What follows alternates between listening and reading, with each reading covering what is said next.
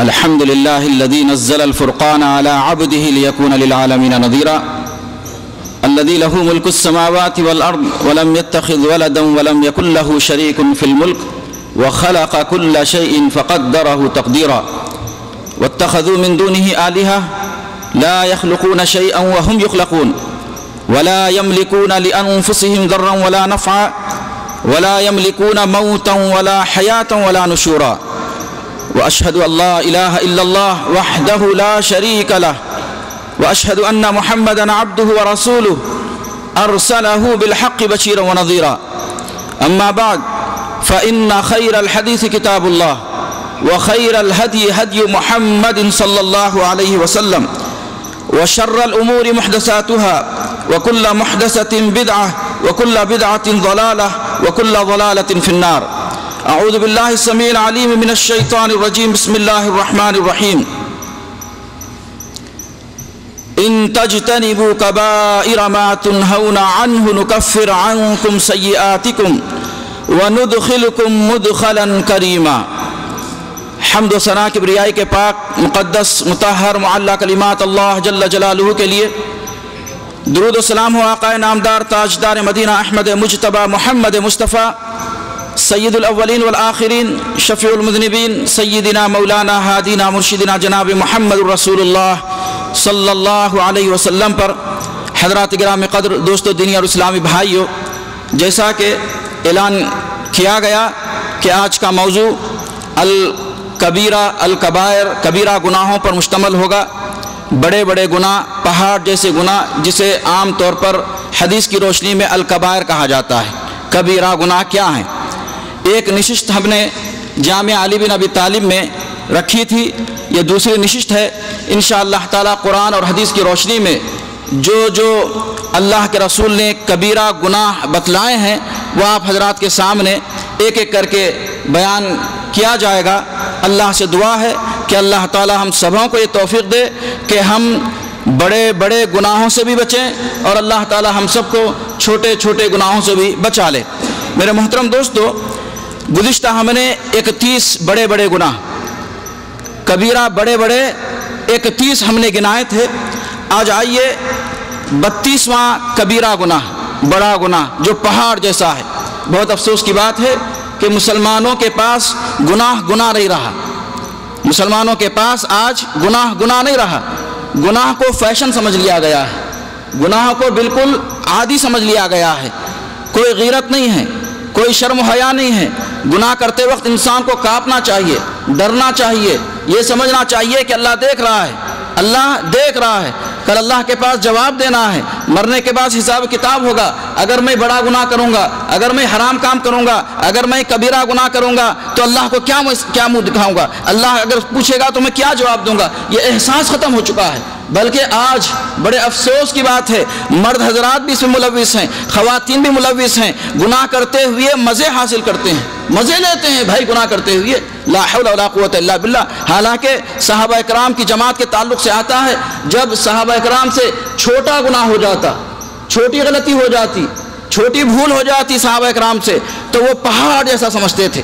بہت بڑا پہاڑ جیسا گناہ ان سے سرزد ہو گیا ہے. توبہ استغفار کر دیتے تھے، باندیوں کو جو ہے نا آزاد کر دیتے تھے، غلام کو آزاد کر دیتے تھے، صدقہ خیرات کرتے تھے ایک چھوٹے سے گناہ کی بنا پر. میرے محترم دوستو، میرے بھائیو، لیکن آج یہ حال ہے امت مسلمہ کا، مسلمانوں کا، ہمارا، کہ ہم بڑے بڑے گناہ کرتے ہوئے بھی جو نا اس کا احساس نہیں کرتے. ہم یہ سمجھتے ہیں کہ بڑا گناہ ہو گیا، ہم یہ سمجھتے ہیں کہ بھئی ایک مکھی بیٹھی تو جس طرح ہم جو نا ہاتھ حرکت دے کر جو نا اس مکھی کو بھگا دیتے ہیں، اس طرح ہم تصور کرتے ہیں. نہیں میرے محترم دوستو، چھوٹے گناہوں سے بھی بچنا ضروری ہے اور بڑے بڑے گناہوں سے تو لازماً بچنا چاہیے. اس لیے کہ اگر چھوٹے گناہ ہو جاتے ہیں، سرزد ہو جاتے ہیں جان بوجھ کر انجانے میں، تو اللہ کے رسول نے فرمایا ایک نماز اور دوسرے نماز کے درمیان اللہ تعالیٰ چھوٹے گناہوں کو معاف فرما دیتا ہے. ایک عمرہ اور دوسرے عمرے کے درمیان صغیرہ گناہ، چھوٹے گناہ معاف ہو جاتے ہیں. لیکن میرے محترم دوست بھائیو، یاد رکھ لیجئے، ذہن نشین کر لیجئے، بلکہ دل کی تختیوں پر اچھی طرح لکھ لیجئے کہ اگر کبیرہ گناہ کسی سے سرزد ہو گیا، بڑا گناہ اگر کسی سے سرزد ہو گیا، تو اس کے لیے میرے محترم دوستو، اس کے لیے کوشش کیجئے. توبہ ضروری ہے میرے محترم دوستو. کبیرہ گناہ کے لیے توبہ شرط ہے. چھوٹے گناہ خود بخود معاف ہو سکتے ہیں۔ اللہ تعالی ہم سب کو توفیق دے کہ ہم بڑے گناہوں سے بھی بچے اور چھوٹے گناہوں سے بچے۔ اب آئیے 32واں کبیرہ گناہ، 32واں بڑا گناہ، اخذ الرشوہ علی الحکم، فیصلہ کرنے پر رشوت لینا، فیصلہ کرنے پر رشوت لینا۔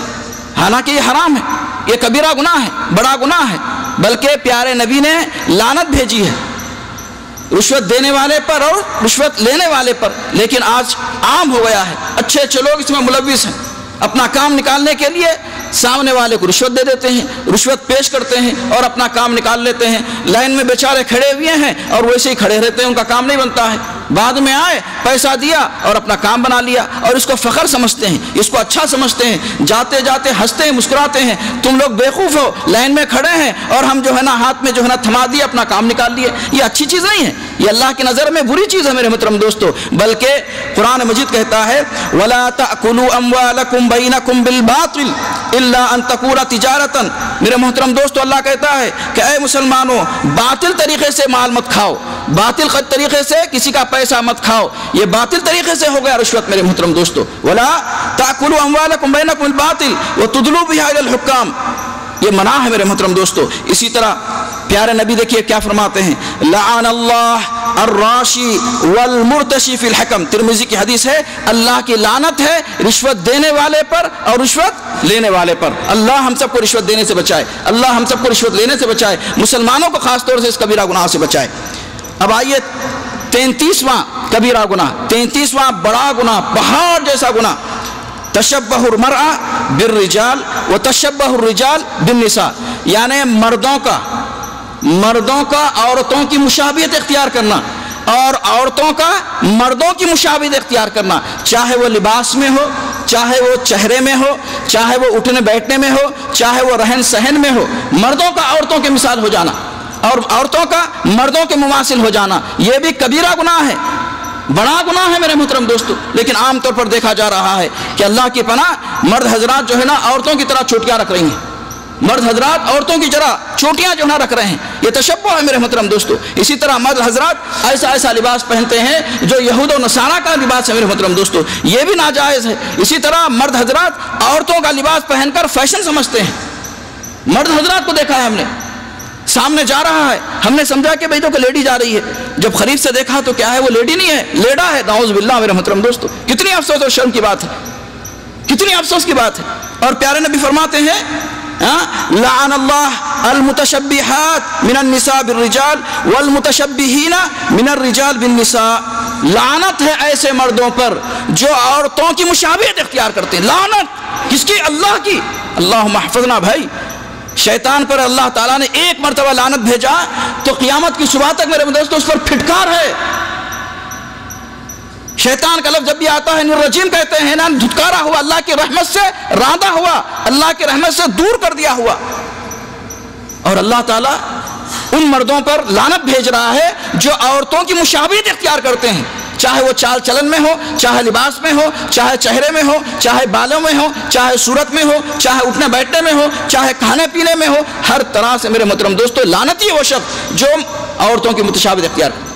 اسی طرح وہ مائیں بہنیں، وہ عورتیں، وہ خواتین، وہ بھی آگاہ ہو جائیں، جان لیں کہ اگر کوئی عورت مرد کی مشابہت اختیار کرتی ہے اس پر بھی لعنت ہے میرے محترم دوستو۔ کتنی عورتیں ہیں پتہ ہی نہیں چلتا میرے دوستو، سامنے جا رہی ہے، ہم نے سمجھا کہ بھئی لونڈا ہے، دیکھا تو کیا لونڈی ہے، لا حول ولا قوت الا باللہ، جینس پہنے ہوئے ہے، ٹی شرٹ پہنے ہوئے ہے، سمجھے نہیں، بال بالکل جو ہے نا ایک مرد کے مطابق مماثل ہے۔ اب کون سمجھا بتائیے میرے دوستو؟ بسا اوقات پہچاننا بھی مشکل ہوتا ہے، جب وہ آواز نکالتی ہے تو پتا چلتا ہے یہ تو عورت ہے۔ لا حول ولا قوت الا باللہ، ایسا ہو چکا ہے میرے کو تو، اور یہ کافروں میں، یہودیوں میں، نصارہ میں نہیں ہو رہا ہے بلکہ مسلمانوں میں ہو رہا ہے، مسلمانوں میں۔ اللہ کی پناہ، اب عذاب نہیں آئے گا، پریشانیاں نہیں آئیں گی، مصیبتیں نہیں آئیں گے، فتنے فساد نہیں ہوں گے، جن کا سایہ نہیں آئے گا، شیطان کا سایہ نہیں آئے گا، تو کیا رحمت نازل ہوگی ایسے گھر پر اور ایسے لوگوں پر، ایسے مردوں پر، ایسے عورتوں پر